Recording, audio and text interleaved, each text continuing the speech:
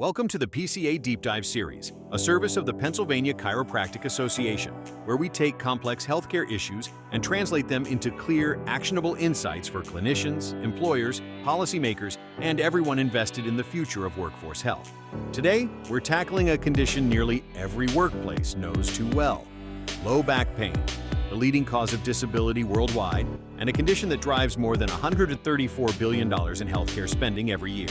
Inside the workers' compensation system, these cases are among the most frequent, most expensive, and most difficult to manage. But a powerful, data-driven story is emerging, one that challenges decades of assumptions about treatment pathways and outcomes. We're drawing on two major sources of evidence: a multi-state analysis from the Workers' Compensation Research Institute, a long-term study of a major self-insured workforce tracking treatment and recovery trajectories with chiropractic care.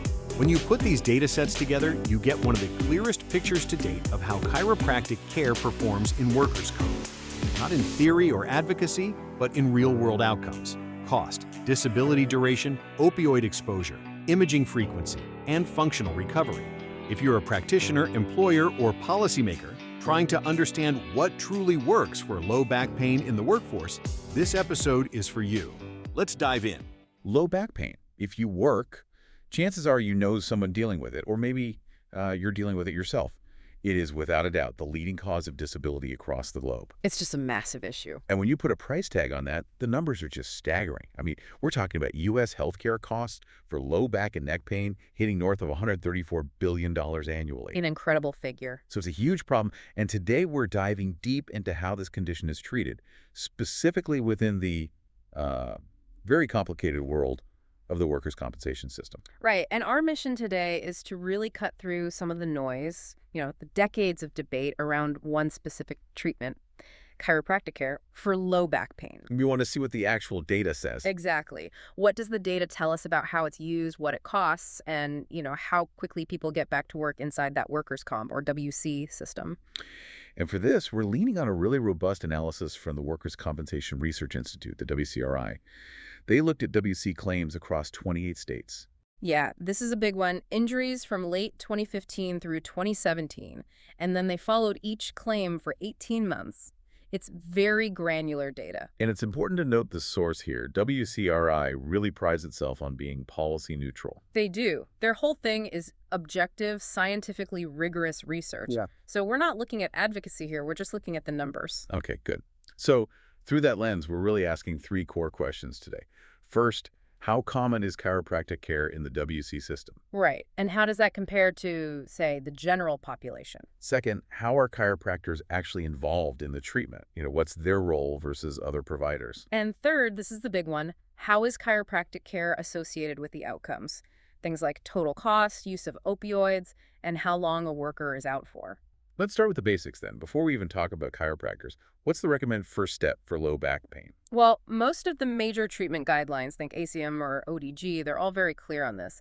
Physical medicine, or PM, should be the first-line approach. So that's the non-invasive, non-drug option. Exactly. Before you're even thinking about injections or surgery or opioids, the guidelines say start with PM. So what does PM actually include?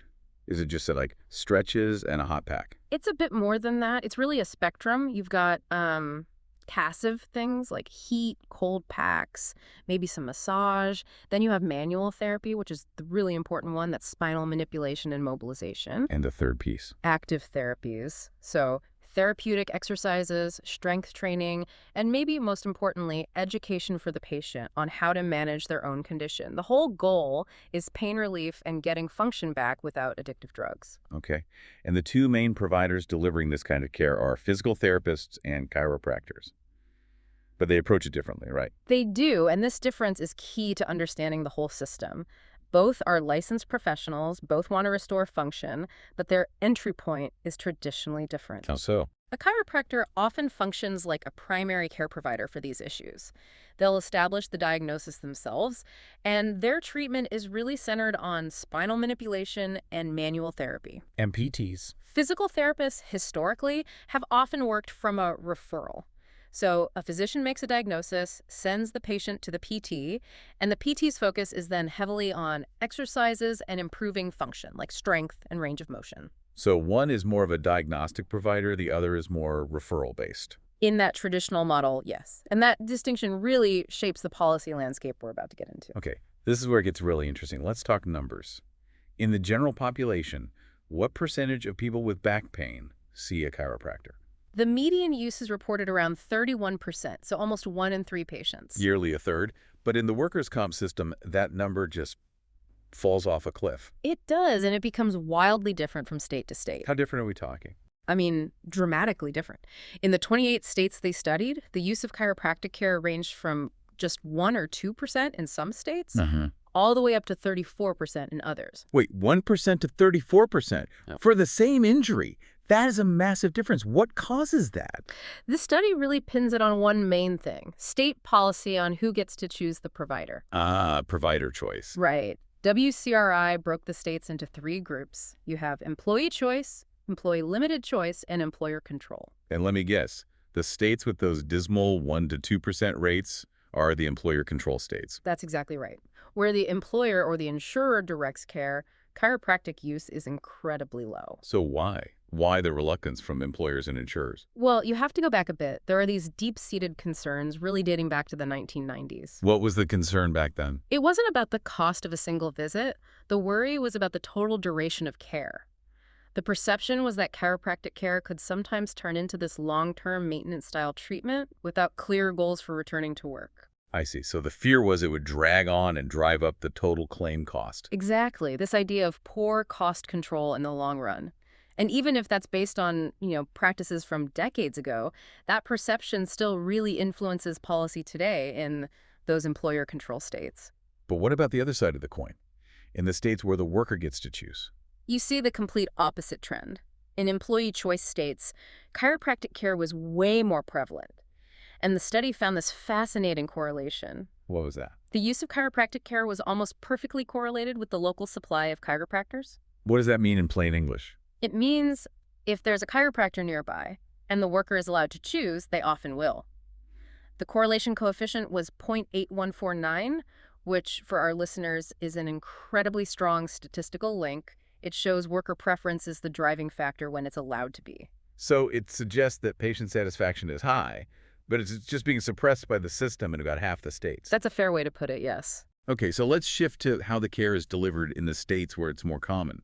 The study broke down the treatment patterns into 4 groups. Right. They wanted to see how providers interacted. The first 2 are pretty simple. Chiropractic exclusive PM, where only a chiropractor provided care. That was about 12% of the physical medicine claims. And second? Non-chiropractic only PM. This was mostly physical therapists, and it was the biggest group, about 71%. Okay, so you have chiro only and PT only, basically. What were the other 2? The other 2 involved mixing providers. You had combined PM, where a worker saw both a chiro and a PT at the same time. That was 13%. And the last one? Sequential PM, where they saw one type of provider and then later the other. That was the smallest group, only 4%.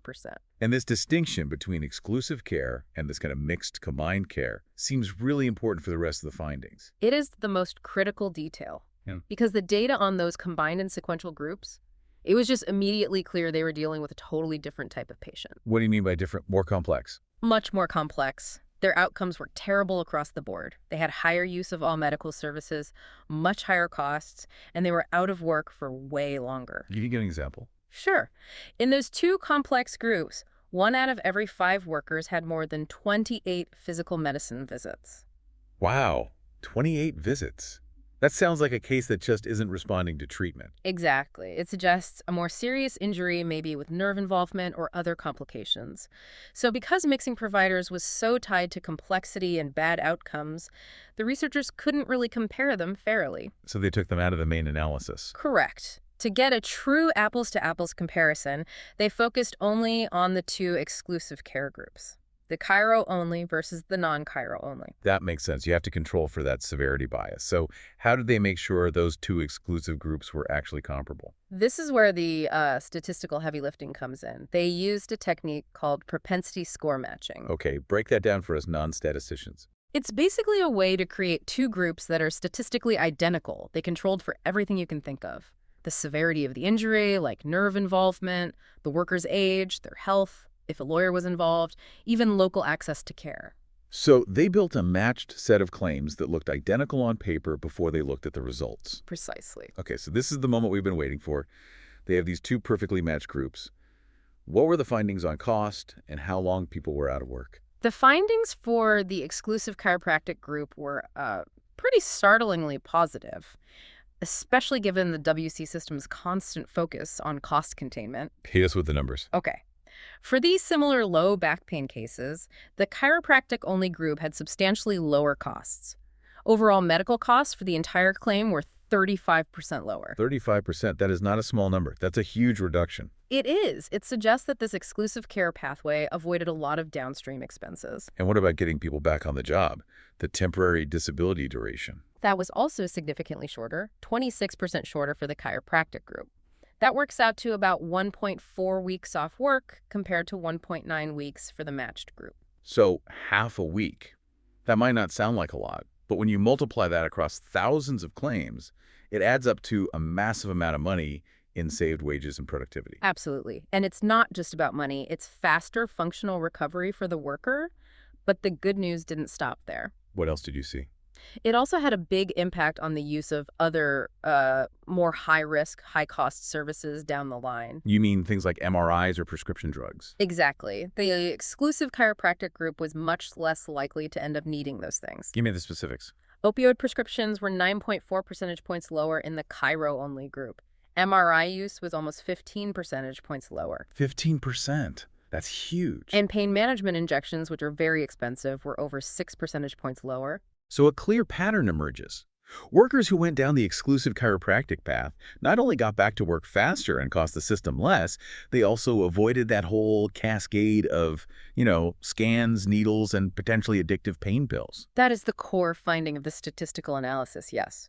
When you control for all those other factors, exclusive chiropractic care is reliably associated with these better outcomes. Which really pushes back against that old 1990s era fear that chiropractic care is a cost driver. This modern data paints a completely different picture. It certainly challenges that old assumption. But, and this is important, the researchers themselves are careful to point this out. This shows a strong association, not necessarily direct causation. Right, correlation isn't causation. Exactly. You can't rule out every single unobserved factor, like, say, a patient's motivation or their pre-injury fitness. But the consistency across every single metric cost, time off work, opioid use, it's incredibly compelling evidence. It is. Which leaves us with a really fascinating challenge as we wrap this up. Given these strong positive associations, lower costs, faster recovery, less risk, the big question is... So we figure out who to send there. Exactly. How can policymakers and employers reliably identify which specific types of low back pain workers would benefit most from getting that chiropractic care early on to ensure they get on that more effective, less costly path to recovery? Thank you for joining us for this PCA Deep Dive. The evidence is unmistakable. When chiropractic care is used early and applied appropriately, workers recover faster, total claim costs fall, opioid exposure drops, and the cascade of MRIs, injections, and high-risk interventions becomes far less common. This isn't advocacy. It's what the data shows consistently across employer populations and workers' compensation systems. For employers, this represents a powerful opportunity to strengthen their health intervention strategies by prioritizing conservative care first, protecting workers, reducing claim volatility, and supporting a healthier, more resilient workforce. For clinicians, it reinforces the importance of guideline-concordant, manual therapy-focused conservative care. And for policymakers, it raises a critical question. How do we ensure workers reach the right provider first? As Pennsylvania continues modernizing its healthcare and workforce infrastructure, chiropractic's role in return to work and functional recovery deserves a central place in the conversation. Until next time, stay healthy, curious, and informed. Thank you for listening to the PCA Deep Dive Series.